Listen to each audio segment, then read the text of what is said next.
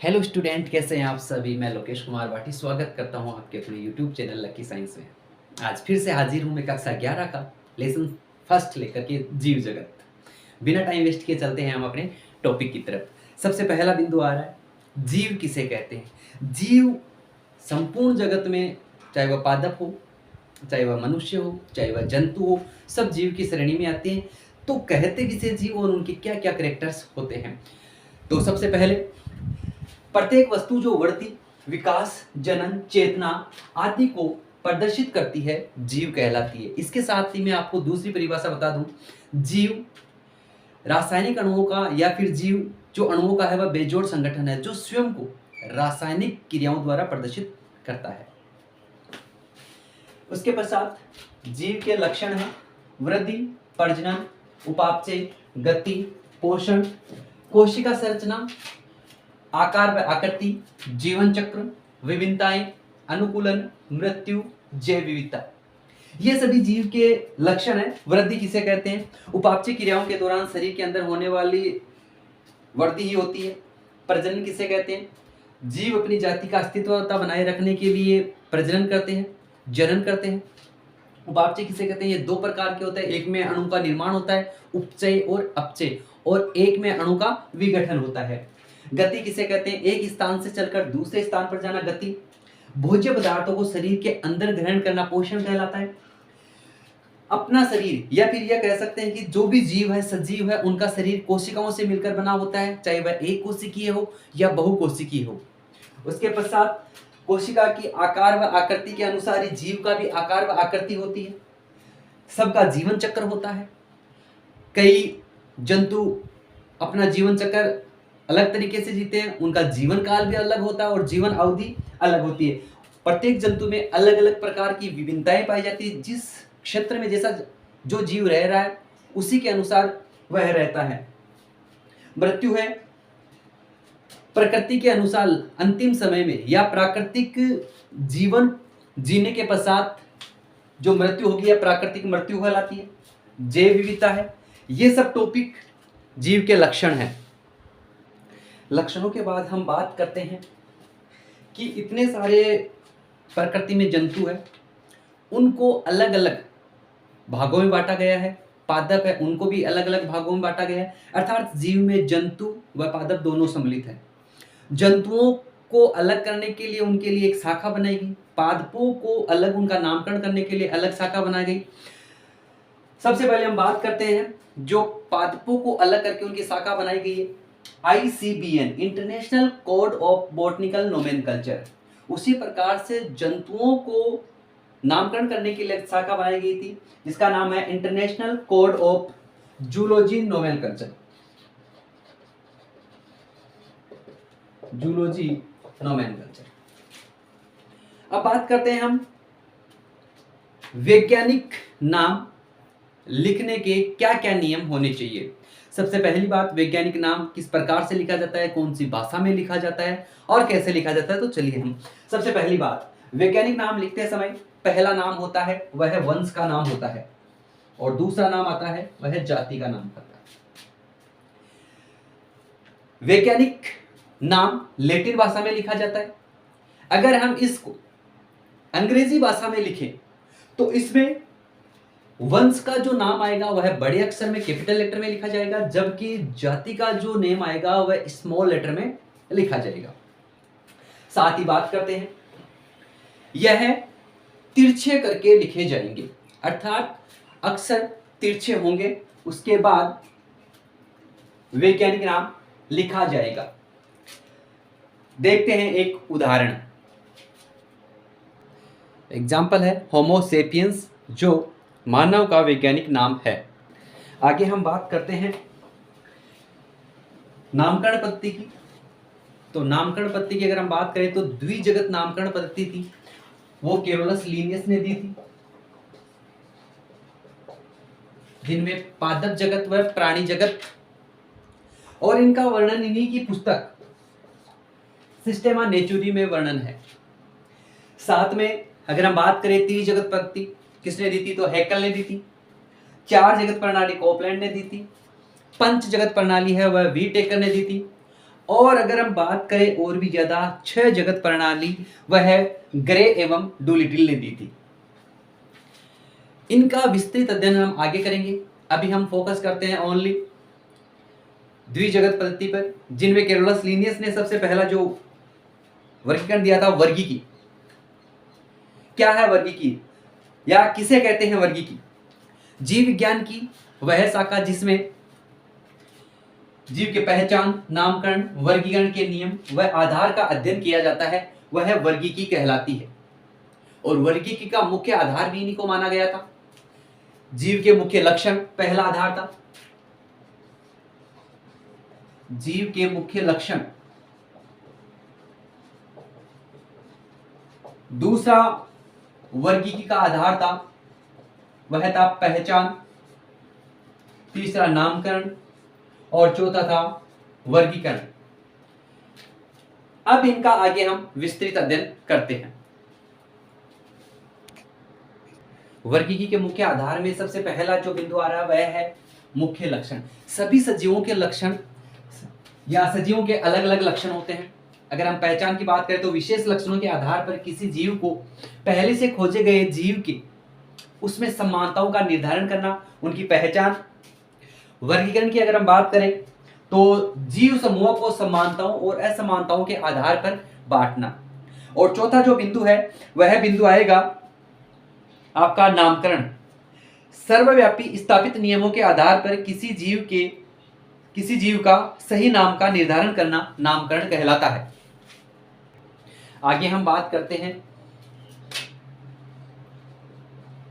आधुनिक वर्गीकरण का मुख्य आधार।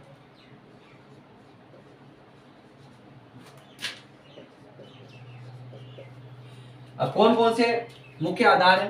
पहला प्रकाश, दूसरा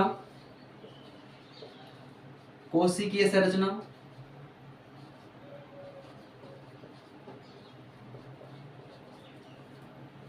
तीसरा विकासीय प्रक्रम और चौथा जीव की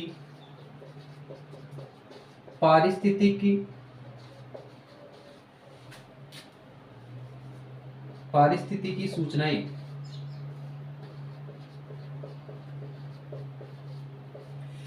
यह आधुनिक वर्गीकरण का मुख्य आधार है। इन मुख्य आधारों पर इनका वर्गीकरण किया गया है। अगर पूछ लिया जाए सिस्टेमेटिक शब्द किसने दिया था, तो सिस्टेमेटिक जो शब्द है वह कैरोलस लीनियस ने दिया था। Carolus Linnaeus. अब बात करते हैं हम वर्गीकरण की। वर्गीकरण में जो सबसे पहला बिंदु आ रहा है वह आ रहा है संवर्ग। संवर्ग किसे कहते हैं? वर्गीकरण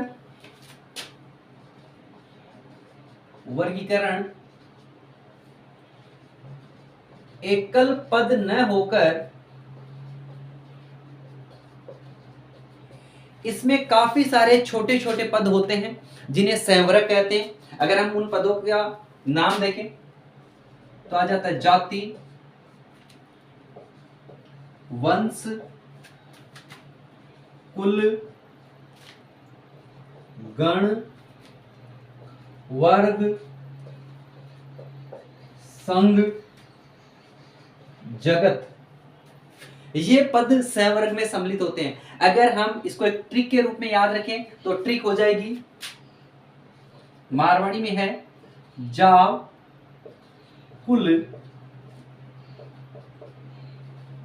गांव, संघ, जगत में। यहां पर अगर हम बात करें जा का जाति, व का वंश, कुल, गा का यहां पे ग लेंगे गण, व का वर्ग, संघ और जगत। तो ये सभी बिंदु है, जाति, वंश, कुल, गण, वर्ग, संघ, जगत, ये सभी संवर्ग में आते हैं। अब इनको एक एक पढ़ते हैं। वर्गीकरण के मुख्य भाग में पहला जो बिंदु आ रहा है वह बिंदु है जाति। जाति शब्द है वह जॉन रे ने दिया था। और अगर हम बात करें जाति, यह वर्गीकरण की सबसे छोटी व मूल इकाई है, अर्थात जाति से ही शुरू होती है, फिर जाति से आगे वंश आएगा, कुल, गण, वर्ग, संघ, जगत। जाति कहते किसे? किसी भी भौगोलिक क्षेत्र में निवास करने वाली जीवों की वह संख्या जो स्वतंत्र रूप से जीवन यापन करती है और प्रजनन कर संतान उत्पन्न करती है, वह जाति कहलाती है। अगर हम बात करें एक ही जाति के जो जीव होंगे उनमें समानताएं होती हैं, जबकि अलग अलग जाति के जो जीव होंगे उनमें समानताएं नहीं होंगी। एक जाति से दूसरी जाति में भिन्नताएं होती है। बात करते हैं, अगला जो बिंदु आ रहा है वह बिंदु आ रहा है वंश। वंश निकटवर्ती व आपसी संबंध वाली जातियां के समूह को वंश कहते हैं। अर्थात हम यह भी कह सकते हैं कि काफी सारी जो जातियां होगी वह एक वंश में सम्मिलित होगी। तो बात करते हैं, जैसे मान लीजिए काफी सारे जातियां हैं, टमाटर है, आलू है, बैंगन है, ये अलग अलग जातियां हैं, लेकिन इसका एक ही वंश है, वो है सोलेनम। बात करें शेर व चीता, अलग अलग है, लेकिन इसका जो वंश है वह है पैंथरा। कुत्ता व भेड़िया, यह भी अलग अलग जातियां हैं, लेकिन इनका जो वंश है वह है केनिस समूह है, केनिस। अर्थात हम ये कह सकते हैं कि अलग अलग प्रकार की जातियां एक ही समूह में रहे तो वह क्या कहलाएगा? वंश कहलाएगा। अगला बिंदु आता है वह आता है कुल। जिस प्रकार से जाति में काफी सारी जाति मिलकर वंश का निर्माण कर रही थी, वैसे ही काफी सारे जो वंश होंगे वह किस में आते हैं? कुल में। समान लक्षण प्रदर्शित या समान लक्षण रखने वाले वंशों के समूह को क्या कहते हैं? कुल कहते हैं। अगर हम बात करें, जैसे मान लीजिए शेर है, चित्ता है, बिल्लियां हैं, अगर इनके कुल की बात करें तो इनका कुल है हेलिड। लेकिन अभी इससे पहले हमने पढ़ा था कि वंश है वह पैंथरा था। तो ये कह सकते हैं कि जाति होगी वो वंश में होगी, वंश होगा वह कुल में होगा। अगला जो बिंदु आ रहा है वह बिंदु है गण। गण समान लक्षण रखने वाले कुलों के समूह को गण कहते हैं। सेम इसी प्रकार से वर्ग किसे कहेंगे? समान लक्षण रखने वाले, इसकी जगह हम रख देंगे गणों के समूह को, तो क्या कहलाएगा? वह वर्ग कहलाएगा। अर्थात एक दूसरे के अंदर सम्मिलित होते जा रहे हैं। अगर हम बात करें वर्ग की, मच्छर है, तितलियां हैं, तिलचट्टा है आदि को इंसेक्टा वर्ग में रखा गया है। अगर हम बात करें गाय, कुत्ता या फिर मानव, इनको मेमेलिया या स्तनधारी वर्ग, स्तनधारी में रखा गया है। मेमेलिया में रखा गया है। ऐसे वर्गों का समूह है जिनमें समानता पाई जाती है, वो क्या कहलाते हैं? संघ कहलाते हैं। अगर हम बात करें आगे जगत की, यह पदानुक्रम का सबसे उच्चतम वर्ग है। अर्थात अगर हम बात करें, जैसे बांट दिया गया है जगत में, तो पादप जगत और जंतु जगत। तो अभी हमने पदानुक्रम के वर्गीकरण का अध्ययन किया है, जिनमें जाति है, वंश है, कुल है, गण है, वर्ग है, संघ है, जगत है, इनका अध्ययन किया है। पौधों व जंतुओं को एकत्रित कर उनका अध्ययन किया जाता है। उन्हें अध्ययन करने की विधि में एक विधि आती है हर्बेरियम सीट। हर्बेरियम सीट किसे कहते हैं, अर्थात हर्बेरियम सीट क्या होती है, बात करते हैं। सबसे पहली बात, हर्बेरियम सीट में किया क्या जाता है? कोई भी पादप जो ले रहे हैं हम, जैसे मान लिया कोई भी एक छोटा पादप है, उस पादप को क्या करते हैं? लेते हैं, और लेने के बाद उसको क्या किया जाता है? सुखाया जाता है। अब कहां पर सुखाया जाएगा? एक कागज की सीट लेते हैं और उस कागज की सीट पर उस पादप को सुखाकर उसको वहां पर चिपका देते हैं। जैसे ही हम उसको चिपकाते हैं तो यह संपूर्ण चिपकाई हुई कागज सीट, जैसे मैं यहाँ पे एग्जांपल की बात कर रहा हूं, मैंने यहाँ पे ये कागज सीट ली और इस कागज सीट पे मैंने एक ये पादप ले लिया,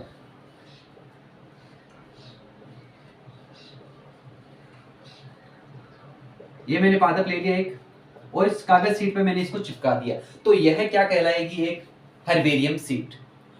अब बात करते हैं कि हर्बेरियम शीट में क्या क्या उपस्थित होना चाहिए या क्या क्या सूचनाएं लिखी हुई होनी चाहिए। तो अगर हम बात करते हैं हर्बेरियम शीट में सूचनाओं की, तो सबसे पहली बात, इस पर दिनांक स्थित होनी चाहिए, दिनांक लगानी चाहिए। दूसरा, कहां से इस पादप को लिया गया है उस स्थान का नाम होना चाहिए। तीसरा, पौधे का नाम होना चाहिए और किसमें, अंग्रेजी और उसका स्थानीय नाम है दोनों में, या बात करें वैज्ञानिक नाम है तो इनका दोनों में नाम होना चाहिए, स्थानीय नाम, अंग्रेजी या लैटिन भाषा में नाम। उसके पश्चात चौथा बिंदु है, इसका क्या लिखा जाना चाहिए, यहाँ पर कुल लिखा जाना चाहिए। और मुख्य पांचवा बिंदु आ जाएगा इसमें सूचनाओं में कि जिसने भी इसको एकत्रित किया है तो एकत्रित करने वाले का नाम, एकत्रित करने वाले का नाम यहां पर होना चाहिए। तो यह संपूर्ण क्या कहलाएगी, हर्बेरियम शीट। और इन हर्बेरियम शीट को संग्रहालयों में सुरक्षित रख दिया जाता है। कीटाणु और जीवाणुओं से बचाने के लिए इनमें मर्क्यूरिक क्लोराइड, मर्क्यूरिक क्लोराइड से परिरक्षण इनका किया जाता है। आगे हम बात करते हैं वनस्पति उद्यान की। वनस्पति उद्यान में क्या होता है, इन उद्यानों में जीवित पादपों का संग्रहण किया जाता है, संग्रहण किया जाता है और पौधों की जातियों को पहचानने के लिए इनको उगाया जाता है। पौधों की जातियों को पहचानने के लिए इनको उगाया जाता है। अब बात करते हैं, जिस प्रकार से हर्बेरियम शीट थी उसी प्रकार से वनस्पति उद्यान में भी जिस पादप को हम ले रहे हैं उसका वानस्पतिक नाम,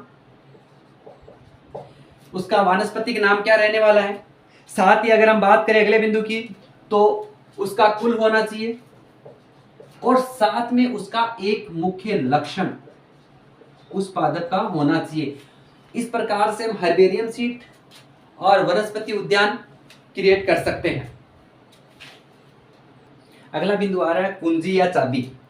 कुंजी या चाबी नॉर्मल चाबी हम मानते हैं जैसे लॉक के लिए होता है, सेम वैसे ही यह भी, लेकिन वो चाबी नहीं है, दूसरी चाबी है, स्टेडी वाली चाबी है। तो अगर आप भी इस चाबी से अपना थोड़ा दिमाग खोल लो तो कुछ हासिल हो जाएगा। चलो बात करते हैं, यह एक अन्य साधन सामग्री है जिसका प्रयोग समानताओं और असमानताओं के आधार पर पौधे और प्राणियों की पहचान करने के लिए किया जाता है। जिस प्रकार से अगर नॉर्मली हम बात करें कि एक जो ताला होता है, लॉक होता है, उसकी एक निश्चित चाबी होती है, सेम वैसे ही इनके लिए भी यही पोजीशन है कि इनमें समानताओं और असमानताओं के आधार पर पौधे और प्राणियों की पहचान के लिए किया जाता है। दूसरी बात, इनमें जो भी लक्षण होते हैं ये विपर्यासी लक्षण होते हैं और साथ में यह लक्षण जोड़े के रूप में पाए जाते हैं, अर्थात एक को तो मान्यता प्रदान की जाती है और दूसरे को मान्यता प्रदान नहीं की जाती है।